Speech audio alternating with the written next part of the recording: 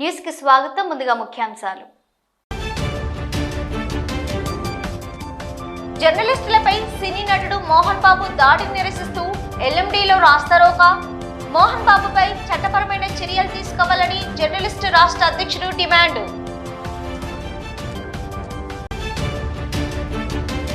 నగరంలో పలు శంకుస్థాపనలు చేసిన మేయర్, కమిషనర్. పనులు సకాలంలో పూర్తి చేయాలని కాంట్రాక్టర్లకు పిలుపు.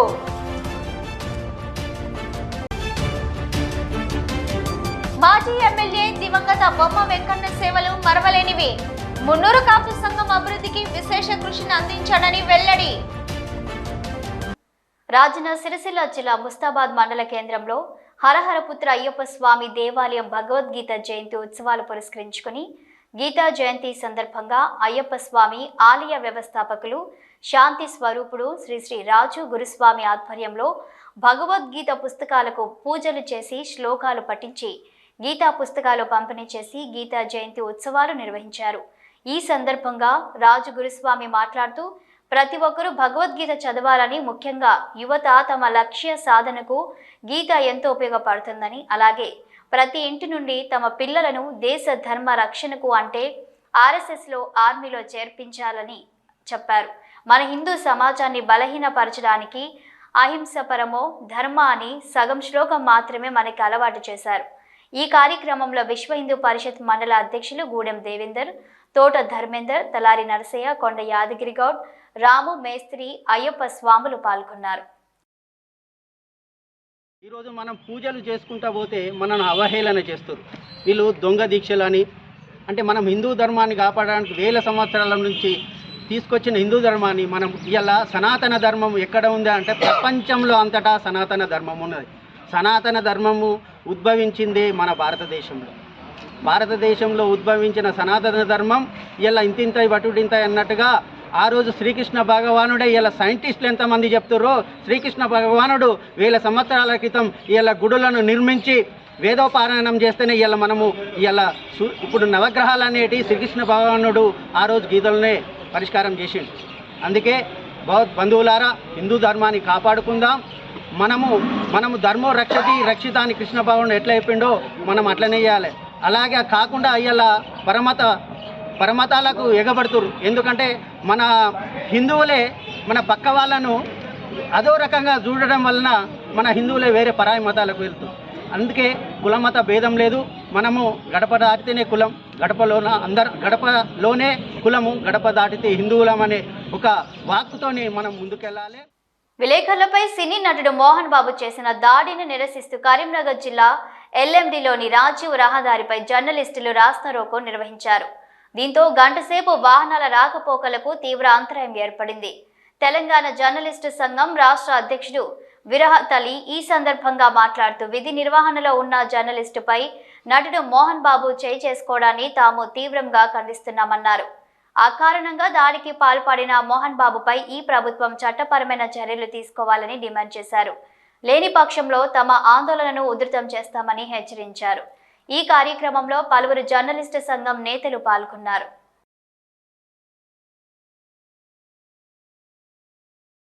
ఇంకా వేరే అడగలే, వివరణ ఇవ్వండి. ఆ కుటుంబంలో నెలకొన్న కలహాల మీద అంత మాత్రాన దాదాగిరిగా దౌర్జన్యంగా అతని తలబగల కొట్టడం ఒక్క రిపోర్టర్ని కాదు, ఒక రంజిత్తో పాటు TV5 కెమెరామెన్ని, ఇంకా ఇతరత్ర కొన్ని ఛానల్లో పనిచేస్తున్న కెమెరామెన్లపై దాడి జరిపారు.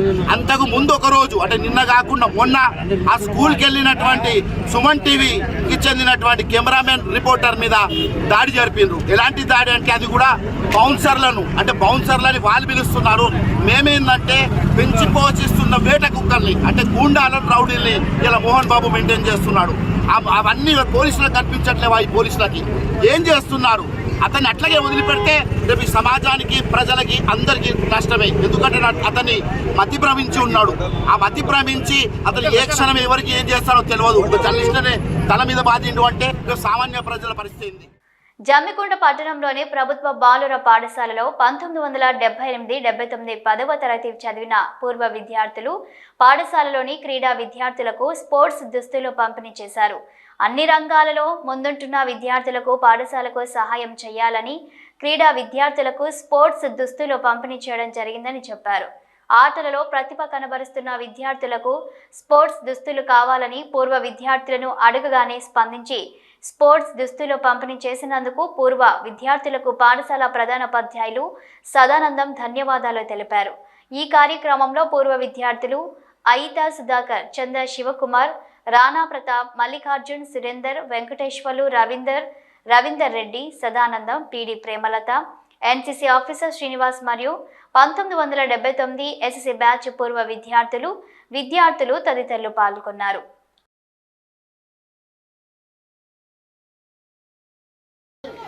మేము 1979 ఎస్ఎస్సీ బ్యాచ్ విద్యార్థులము ఈ పాఠశాలలో క్రీడా నైపుణ్యం ప్రదర్శించినటువంటి సెలెక్ట్ అయినటువంటి క్రీడా విద్యార్థులకు ఒక 25 స్పోర్ట్స్ డ్రెస్సులు పంపిణీ చేశాము మా బ్యాచ్ విద్యార్థుల పక్షాన. మేము 45 సంవత్సరాల తర్వాత గత మాసంలో గెట్ టుగెదర్ కార్యక్రమం నిర్వహించుకున్నాము. ఆ సందర్భంగా ప్రధానోపాధ్యాయులు గారు సదానందం గారు మా పాఠశాల విద్యార్థులకు మీరు ఏదైనా ఒక సేవా కార్యక్రమం చేపట్టండి సార్ అని అడిగారు. మరి ఏం కావాలి సార్ అని అడిగాము. ఒక 25 మందికి స్పోర్ట్స్ డ్రెస్సులు కేటాయించమని కోరారు. మరి మా బ్యాచ్ విద్యార్థులతో చర్చించి మేము ఒక 25 స్పోర్ట్స్ డ్రెస్సులను ఈరోజు విద్యార్థులకు అందజేశాము. ఈ అవకాశం కల్పినందుకు హెడ్ మాస్టర్ గారికి మేము ధన్యవాదాలు తెలియజేస్తున్నాం. దేశ విదేశాలలో కూడా గొప్ప స్థాయిలో ఆ బ్యాచ్ వాళ్ళు ఉన్నారు. వాళ్ళందరూ కూడా ఎంతో శ్రమ కూర్చి 3 నెలల కష్టం తర్వాత వాళ్ళు పూర్వ విద్యార్థుల సమ్మేళనం ఏర్పాటు చేసుకొని ఈ పాఠశాలలో చదువుకున్నందుకు మాకు గొప్ప జీవితాలు అందించింది ఈ పాఠశాల అనే సదుద్దేశంతో మీ పాఠశాలకు ఏమైనా మేము సేవా కార్యక్రమాలు చేయడానికి మేము ముందున్నామని చెప్పేసి సుధాకర్ సారు వాళ్ళందరూ కూడా తెలియజేయడం జరిగింది. వాళ్ళను మా పాఠశాల తరఫున మా పిల్లలకు ఒక 25 మందికి స్పోర్ట్స్ డ్రెస్ కొనిస్తే ఆ పిల్లలు నేషనల్కు వెళ్ళారు. తర్వాత డిస్టిక్ 3 సెలెక్ట్ అయ్యారు. వాళ్ళకు స్పోర్ట్స్ డ్రెస్ లేనందున డ్రెస్సులను ఇప్పించగలరని చెప్పేసి మేము అడగడంతో వాళ్ళ సేవా దృక్పథాన్ని ప్రకటించి మా పాఠశాలకు 25 డ్రెస్సులు అందించినందుకు 1979 ఎస్ఎస్సీ బ్యాచ్ విద్యార్థులు అందరికీ కూడా మా పాఠశాల తరఫున అభినందనలు, కృతజ్ఞతలు తెలియజేస్తున్నాం. రాజన్న సిరిసిల్ల జిల్లా ముస్తాబాద్ మండలం నామపురం జిల్లా పరిషత్ పాఠశాలలో మండల స్థాయి సీఎం క్రీడలను ఎంపీడీఓ బీరయ్య ఆధ్వర్యంలో క్రీడలు ప్రారంభించారు. కబడ్డీ, ఖోఖో, వాలీబాల్ క్రీడలను వ్యాయామ ఉపాధ్యాయులు ఆటలు ఆడించగా ఖోఖో మొదటి బహుమతి ముస్తాబాద్ ద్వితీయ స్థానంలో గూడెం నిలిచింది. కబడ్డీలో పోతుగల్ ప్రథమ స్థానంలో, ద్వితీయ స్థానంలో నామాపూర్ నిలిచింది. వాలీబాల్లో ముస్తాబాద్ ప్రథమ స్థానంలో నిలవగా ద్వితీయ స్థానంలో రామ్ లక్ష్మణ్ పల్లె నిలిచారు. విజేతలైన క్రీడాకారులు జిల్లా స్థాయికి ఎంపిక చేస్తారు. విజేతలైన క్రీడాకారులకు తహసీల్దార్ సురేష్, ఎంపీడీఓ బీరయ్య, కాంగ్రెస్ పార్టీ మండల అధ్యక్షులు ఎల్లా బాలరెడ్డి, డిప్యూటీ తహసీల్దార్ భూపేష్ రెడ్డి, వ్యాయామ ఉపాధ్యాయులు అనిల్, పరశురాములు, సుందర్, రాజశేఖర్, గోపి, పద్మశ్రీ, స్వప్న, రాజేంద్ర ప్రసాద్, కాంగ్రెస్ నాయకులు, భాను, క్రీడాకారులు తదితరులు పాల్గొన్నారు.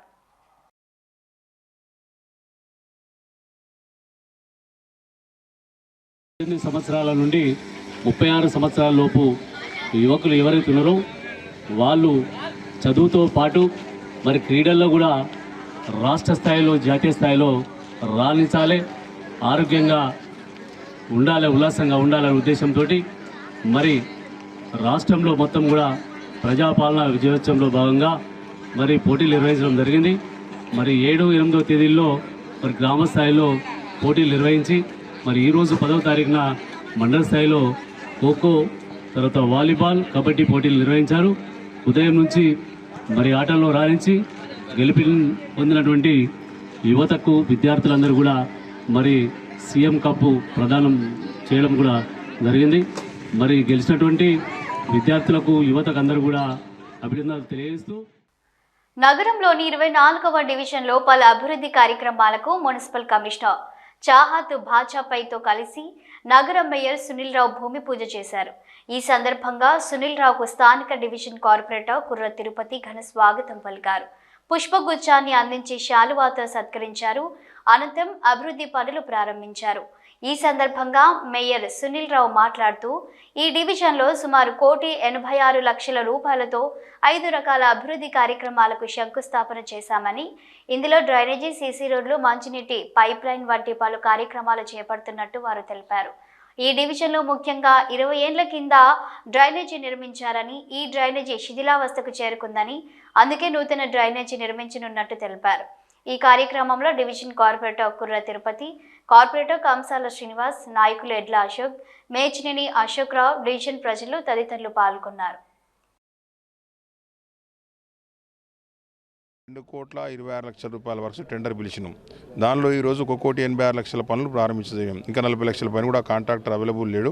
ఆ కాంట్రాక్టర్ కూడా త్వరలోనే పిలిపించుకుని అది కూడా ప్రారంభిస్తాం. ఎందుకంటే ఈ ప్రాంతంలో ఎన్నో చాలా కాలం కింద కట్టిన డ్రైనేజీలు శిథిలమైపోయినాయని చెప్పేసి మరి కుర్ర తిరుపతి గారు అడగడం, దానికి అనుగుణంగా టెండర్స్ పెట్టడం. కొన్ని పనులు సీఎం అసూరెన్స్లో కూడా ఆల్రెడీ మేము 2 కోట్ల రూపాయలు దాకా సీఎం అసూరెన్స్ కూడా పెట్టినాం. ఆ పనులు కూడా మరి డిసెంబర్ పోయిన సంవత్సరం 3వ తారీఖు నుంచి ఆగిపోయినాయి. అది కూడా కాంట్రాక్ట్ కూడా త్వరలోనే ప్రారంభించే ప్రయత్నం చేస్తాను. అది ఆ కాంట్రాక్ట్ ప్రారంభిస్తే ఆ పనులు పూర్తి చేస్తాం. ఎందుకంటే ఈ సుభాష్ నగర్ మెయిన్ రోడ్కు 2 వైపులా ఉన్నటువంటి ప్రాంతం కాబట్టి ఇటు మన మంచిర్యాల మెయిన్ రోడ్డు, ఇటు సుభాష్ నగర్ మెయిన్ రోడ్కు, అదేవిధంగా కిసాన్ నగర్ బై రోడ్కు ఉన్నటువంటి డివిజన్ మరి ఎందుకంటే చాలా కాలంగా కూడా సమస్యలు తీవ్రతంగా ఉన్నప్పటికీ కూడా మరి కొంత ఆలస్యమైనప్పటికీ కూడా పనులు ప్రారంభించడం సంతోషంగా ఉంది. ఈ పనులన్నింటినీ కూడా రాబోయే 2 మాసాల లోపల కంప్లీట్ చేసి ఇక్కడ మళ్ళీ డ్రైనేజీలన్నిటి మళ్ళీ ఒక 20-30 సంవత్సరాల వరకు ఎలాంటి ఇబ్బంది లేకుండా ఉండే కార్యక్రమం కూడా తీసుకోవడం జరుగుతుంది. ఆ కుర్ర తిరుపతి గారు వాటర్ సప్లైలో కూడా కొన్ని సమస్యలు ఉన్నాయని చెప్పి మా దృష్టికి తీసుకొచ్చి ఆ సమస్యలు కూడా చేసేందుకు కొత్తగా పైప్ లైన్ కూడా ఈ నెల లోపల పైప్ లైన్ కూడా వేయిస్తా ఉన్నాం. దానివల్ల మరి నీళ్ళు కూడా సమయం రాత్రి కాకుండా కొంత ఎర్లీగానే వచ్చేందుకు కూడా అవకాశం ఉంటుంది. ఇంకో అడిషనల్గా ఇంకో ట్యాంక్ కూడా అంబేద్కర్ నగర్ రిజర్వాయర్లో ట్యాంక్ కూడా కొత్త ట్యాంక్ కట్టేందుకు ప్రయత్నం చేస్తూ ఉన్నాం. మరి అదనంగా ట్రంక్ మెయిన్ కూడా దానికి నీళ్ళు త్వరగా రావడానికి ట్రంక్ మెయిన్ నిర్మించే ప్రయత్నం కూడా చేస్తున్నాం. దాదాపు 147 కోట్ల రూపాయలతోటి వాటర్ సప్లై పైప్ లైన్ నడుస్తూ ఉన్నది. ఆ పనులు కూడా రాబోయే 3-4 మాసాల్లో కంప్లీట్ అవుతాయి. మున్నూరు కాపు ముద్దుబిడ్డ మాజీ శాసనసభ సభ్యులు స్వర్గీయ బొమ్మ వెంకటేశ్వర్ జయంతి సందర్భంగా బొమ్మకల్లోని మున్నూరు కాపు వసతి గృహంలో స్వర్గీయ బొమ్మ వెంకటేశ్వర్ విగ్రహానికి పూలమాల వేసి నివాళులు అర్పించిన తెలంగాణ మున్నూరు కాపు సంఘం వర్కింగ్ ప్రెసిడెంట్ చెల్లా హరిశంకర్. ఈ సందర్భంగా తెలంగాణ మున్నూరు కాపు సంఘం రాష్ట్ర వర్కింగ్ ప్రెసిడెంట్ చెల్లా హరిశంకర్ మాట్లాడుతూ తెలంగాణ రాష్ట్రంలో మున్నూరు కాపులను ఒక తాటిపైకి తీసుకువచ్చిన ఘనత బొమ్మ వెంకన్నకి దక్కుతుందని, మున్నూరు కాపులు అందరూ రాజకీయంగా, ఆర్థికంగా, సామాజికంగా అభివృద్ధి చెందేందుకు బొమ్మ వెంకన్న సేవలు మరవరానివని అన్నారు. వారి ఆశయాలను కొనసాగించాలని తెలిపారు. ఈ కార్యక్రమంలో విద్యార్థి వసతి గృహం ట్రస్ట్ చైర్మన్ బొమ్మ శ్రీరామ్ చక్రవర్తి, జిల్లా మున్నూరు కాపు సంఘం అధ్యక్షులు బొమ్మ రాధాకృష్ణ, జిల్లా ఉపాధ్యక్షులు కర్ర రాజశేఖర్, కాపువాడ సంఘం అధ్యక్షులు బొమ్మరాది రామచంద్రం, మంకమ్మ తోట అధ్యక్షులు ముప్పిడి సునీల్, జిల్లా మున్నూరు కాపు సంఘం సమన్వయకర్త సత్తినేని శ్రీనివాస్, మున్నూరు కాపు సంఘం నాయకులు కర్ర సూర్యశేఖర్, కళ్యాడపు ఆకయ్య. వసతి గృహంలో ఉన్న వారి విగ్రహానికి పెద్ద ఎత్తున నివాళులు అర్పించడం జరిగింది. వారు చేసిన సంఘానికి చేసిన వారి సేవలు, అదే ప్రజాప్రతినిధిగా మన ప్రజల చేసిన సేవలు కొనియాడుతూ మరి గ్రామాన కూడా హుస్నాబాద్ కాన్ఫరెన్స్లో ఇలా విగ్రహాలు పిలిచే ఉందంటే వారు ప్రజలల్లో మరి ఎంత పెద్ద గొప్పగా వారి నాటక పేరులో మనం తెలుసుకోవచ్చు. అదేవిధంగా మున్నూరు కాపు సంఘం బలోపేతానికి వారు చేసిన కృషి అమోఘమైంది.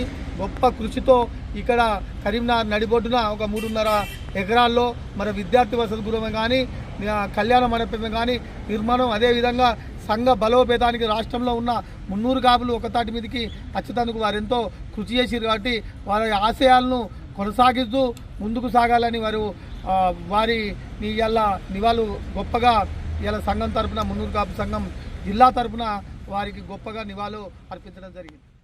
బొమ్మ వెంకన్న మాజీ శాసనసభ్యులు గారి 83వ జయంతి సందర్భంగా ఈరోజు మున్నూరు కాపు విద్యార్థి వసతి గృహంలో వారికి ఘన నివాళులు అర్పించడం జరిగింది. ఈ సందర్భంగా వారిని జ్ఞప్తికి చేసుకుంటూ వారు ఏదైతే మార్గం చూపించిండ్రో ఆ మార్గంలో అందరం కూడా మున్నూరు కాపులంతా పయనించి మున్నూరు కాపు ఐక్యతని చాటాలని సందర్భంగా అందరం కూడా వారిని జ్ఞాపకం చేసుకోవడం జరిగింది.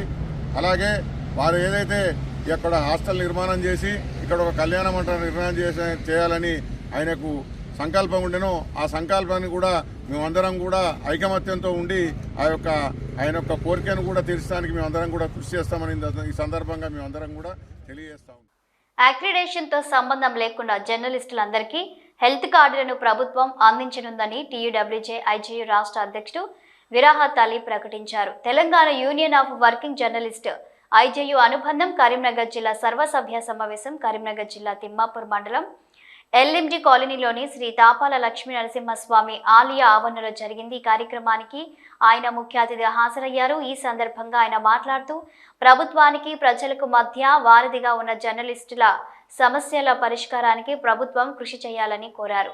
పదవి విరమణ పొందిన జర్నలిస్టులకు పెన్షన్ సౌకర్యం కల్పించాలన్నారు. అలాగే నివేశన స్థలాలను మంజూరు చేయాలని ఆయన కోరారు.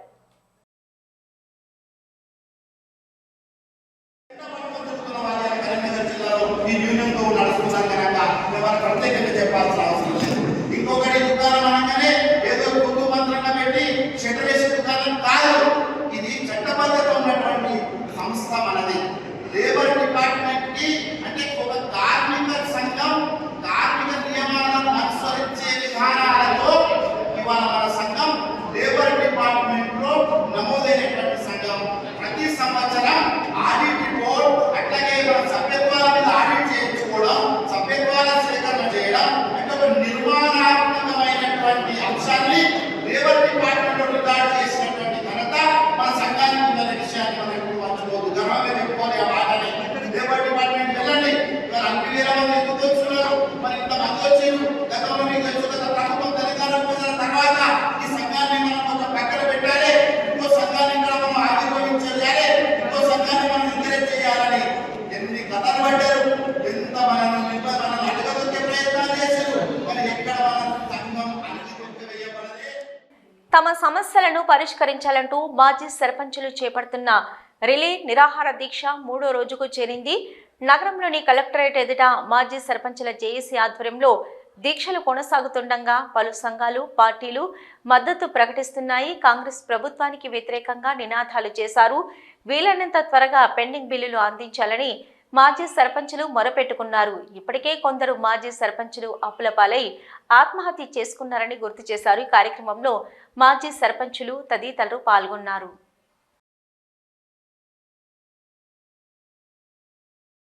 గత సంవత్సర కాలం నుండి ఎన్నో విజ్ఞప్తులు చేసినప్పటికీ ముఖ్యమంత్రికి కరుణ రావడం లేదు. కేవలం కక్ష సాధింపు చర్యలతోనే ముఖ్యమంత్రి బిల్లులు విడుదల చేయడం లేదు. తన ప్రభుత్వంలో ఉన్న మంత్రులకు మాత్రం బిల్లులు విడుదల కోట్లాది రూపాయలు విడుదల చేసి మమ్మల్ని చిన్నచూపు కక్ష సాధింపు చర్యలతోనే మాకు డబ్బులు ఇవ్వడం లేదు. మా కుటుంబాలు రోడ్డున పడే పరిస్థితి వచ్చేసింది.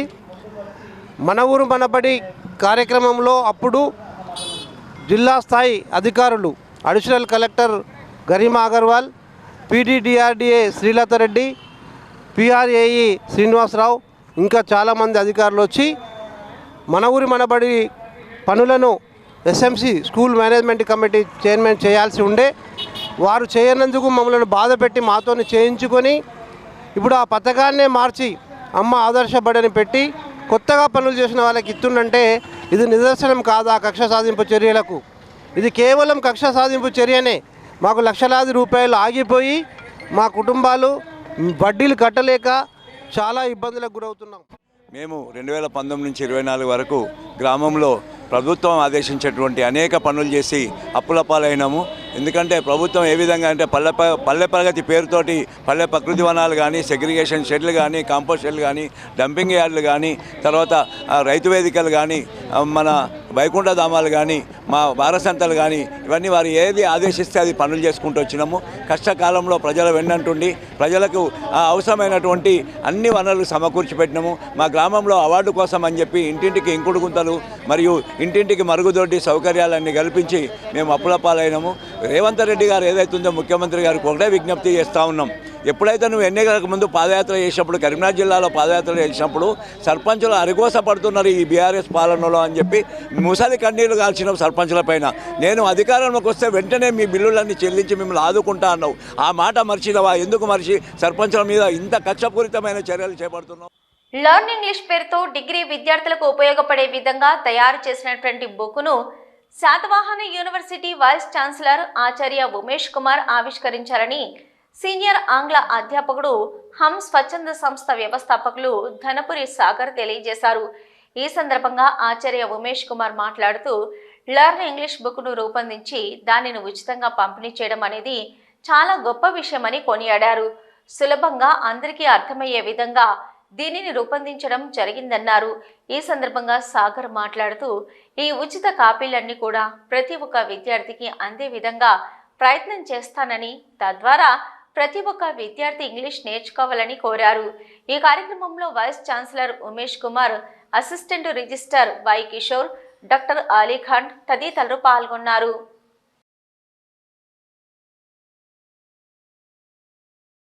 ప్రజల అవసరాలకు అనుగుణంగా అభివృద్ధికి సుడా నిధులు కేటాయిస్తున్నామని సుడా చైర్మన్ కోమటిరెడ్డి నరేందర్ రెడ్డి అన్నారు. 22వ డివిజన్ శివాలయం సమీపంలో నూతనంగా ఏర్పాటు చేయనున్న మహిళా సమైక్య భవనానికి అడిషనల్ కలెక్టర్ ప్రఫుల్ దేశాయ్తో కలిసి శంకుస్థాపన చేశారు.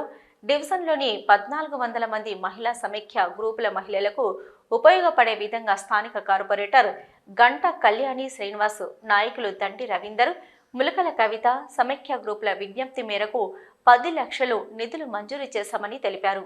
మరిన్ని నిధులు వెచ్చించి భవన నిర్మాణం పూర్తి చేస్తామని హామీ ఇచ్చారు. ఈ కార్యక్రమంలో డిఈ రాజేంద్ర ప్రసాద్, ఏఈ రమేష్, గుండాటి శ్రీనివాస్ రెడ్డి, సమైక్య సంఘాల అధ్యక్షులు జానంపేట అంజలి, హజీరా సుల్తానా, రౌతు లలిత, రాచూరి స్రవంతి, సంధ్యారాణి తదితరులు పాల్గొన్నారు.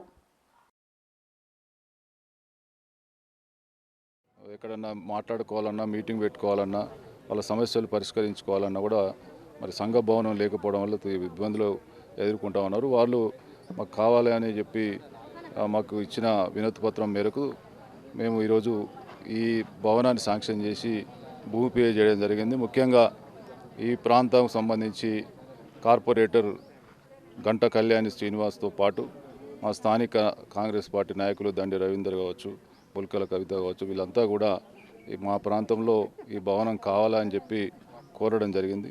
కాబట్టి మహిళలంతా కూడా ఎప్పుడు ఎక్కడ మీటింగ్ పెట్టుకోవాలన్నా, వారి సమస్యల మీద మాట్లాడుకోవాలనుకున్నా మరి చెట్ల కిందనో ఎక్కడో మాట్లాడాల్సినటువంటి పరిస్థితి ఉంది. కాబట్టి వెంటనే ఇది అత్యవసరం కాబట్టి దీన్ని శాంక్షన్ చేయడం జరిగింది. 3 నెలల్లో దీన్ని పూర్తి స్థాయిలో కంప్లీట్ చేసి, ఒకవేళ సరిపోకపోతే కూడా మళ్ళీ దీనికి పూర్తి స్థాయిలో నిధులు కేటాయించడానికి మళ్ళీ వాళ్ళు ఇక్కడికి వచ్చిన తర్వాత దాన్ని పూర్తి స్థాయిలో చేయాలని మళ్ళీ కూడా వినతి పత్రం ఇవ్వడం జరిగింది. దాన్ని పూర్తి స్థాయిలో కంప్లీట్ చేస్తాం. ఎందుకంటే అభివృద్ధి అనేది మరి అందరికీ కలిసికట్టుగా చేసుకోవాల్సినటువంటి అవసరం ఉంటుంది. కాబట్టి మహిళలకు ప్రభుత్వం కూడా అన్ని రకాల ప్రోత్సాహాలు ఇస్తూ ఉన్నది. తెలంగాణ గనుల మాగాణి సింగరేణి 100 ఏళ్లకు పైగా చరిత్ర కలిగిన ఘనత ఈ గనులది.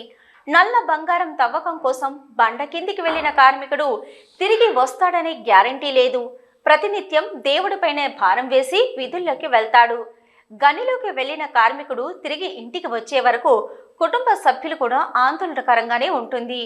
అలాంటి సింగరేణి కార్మిక లోకానికి కష్టం వచ్చింది. భూగర్భంలో చెమట చుక్కలు చిందించి నల్ల బంగారాన్ని వెలికి తీసే శ్రమజీవికి బతుకు భరోసా కరువైంది. ఇప్పుడు వారికి కొత్తగా కార్డ్స్ టెన్షన్ పట్టుకుంది. ఎప్పుడు ఏ అధికారి ఏ కార్డు చూపిస్తాడోనంటూ దిగాలు పడుతున్నాడు కార్మికుడు. సింగరేణి యాజమాన్యం కొత్తగా తీసుకొచ్చిన ఎల్లో, రెడ్ కార్డ్స్ టెన్షన్తో రోజు రోజుకు బతుకు భారమై ఉద్యోగ భద్రత లేక దిగాలు పడుతున్న నల్ల సూరిళ్లపై స్పెషల్ రిపోర్ట్. సింగరేణి అంటేనే పోరాటాల గడ్డ, హక్కుల కోసం ఉద్యమించే వీరుల చరిత. దేహి అన్న పదానికి తావులేదు. హక్కుల కోసం బరిగీసి కొట్లాడి సాధించుకోవడమే వారికి తెలుసు. గర్మి గులాయిల్లో రక్తాన్ని చెమటగా మార్చి సంస్థ అభివృద్ధికి సమరసంకం పూరించే కార్మిక వీరులు. అలాంటి గని కార్మికులను కట్టు బానిసలుగా మార్చేందుకు యాజమాన్యం వ్యూహాలు రచిస్తుంది.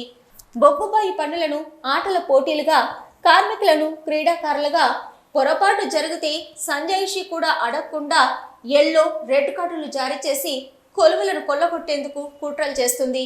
నిబంధనలను పాత్ర పెట్టి హక్కులను హరించి చీకటి సూర్యుల కుతికలపై కత్తులు వేలాడదీసేందుకు యత్నిస్తుంది.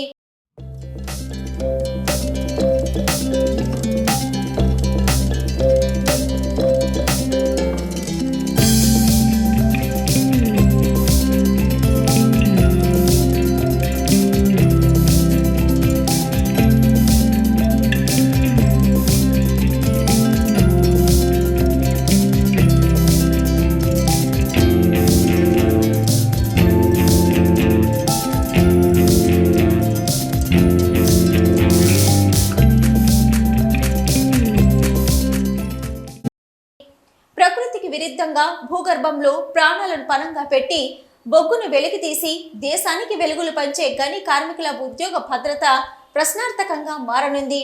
గుడ్డి దీపాల వెలుగులో బొగ్గును తీసిన నాటి నుంచి నేటి వరకు సింగరేణి సంస్థలో కార్మికులు అనేక పోరాటాలు చేసి హక్కులను అందిపుచ్చుకున్నారు. ప్రత్యేక తెలంగాణ కోసం 56 రోజులు సమ్మె చేసి ఉద్యమం చేసిన, హక్కుల కోసం యాజమాన్యానికి వ్యతిరేకంగా 45 రోజులు నిరవధిక సమ్మె చేసిన అది కేవలం నల్ల సూర్యులకే సాధ్యమని పేరుగాంచారు. అవసరమైతే ఆమరణ నిరాహార దీక్షకైనా వెనకాడని సింగరేణి కార్మికుల భవిష్యత్తు ఇప్పుడు మసకబారే విధంగా యాజమాన్యం ఎల్లో రెడ్ కార్డులంటూ భయభ్రాంతులకు గురి చేస్తుంది. సింగరేణి ఎన్నికల్లో గెలిచిన గుర్తింపు ప్రాతినిధ్య సంఘాలతో చర్చించకుండా కార్డు విధానాన్ని ప్రవేశపెట్టడంపై కార్మిక లోకం కన్నెర్ర చేస్తుంది. కార్మికుల హక్కుల కోసం పోరాడే సంఘాలను పక్కన పెట్టి యాజమాన్యం ఏకపక్షంగా నిర్ణయం తీసుకోవడం సరైంది కాదని సంఘాల నాయకులు మండిపడుతున్నారు.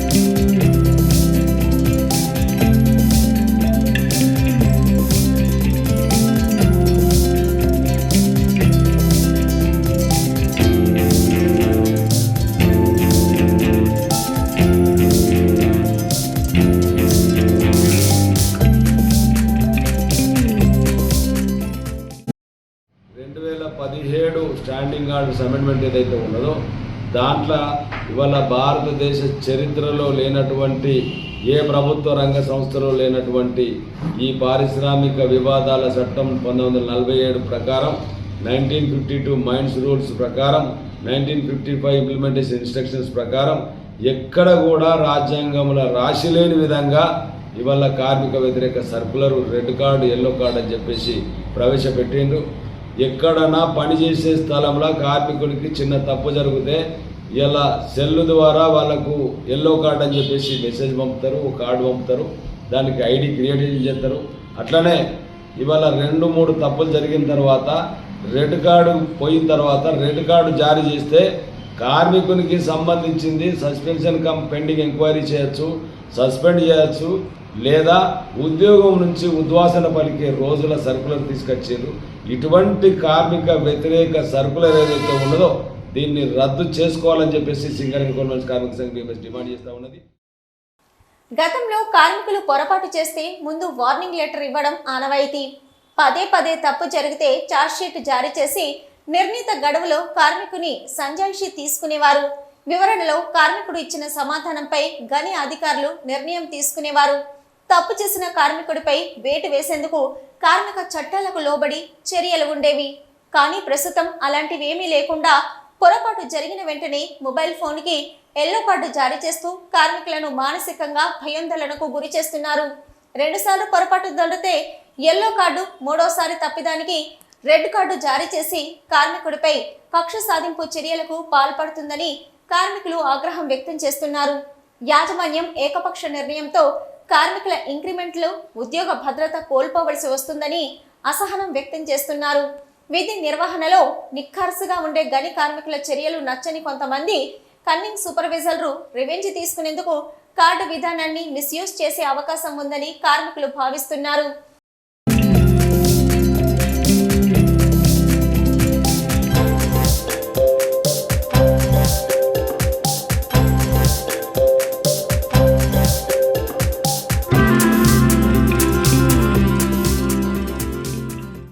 వార్తలు ముగించే ముందు ముఖ్యాంశాలు మరోసారి. జర్నలిస్టులపై సినీ నటుడు మోహన్ బాబు దాడిని నిరసిస్తూ ఎల్ఎండిలో రాస్తారోకా. మోహన్ బాబుపై చట్టపరమైన చర్యలు తీసుకోవాలని జర్నలిస్టు రాష్ట్ర అధ్యక్షుడు డిమాండ్.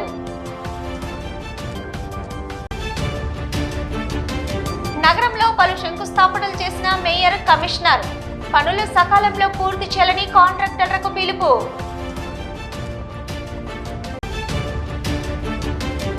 మాజీ ఎమ్మెల్యే దివంగత బొమ్మ వెంకన్న సేవలు మరవలేనివి. మున్నూరు కాపు సంఘం అభివృద్ధికి విశేష కృషిని అందించాడని వెల్లడి. ఇవి రోజు వార్తలు. చూస్తూనే ఉండండి న్యూస్.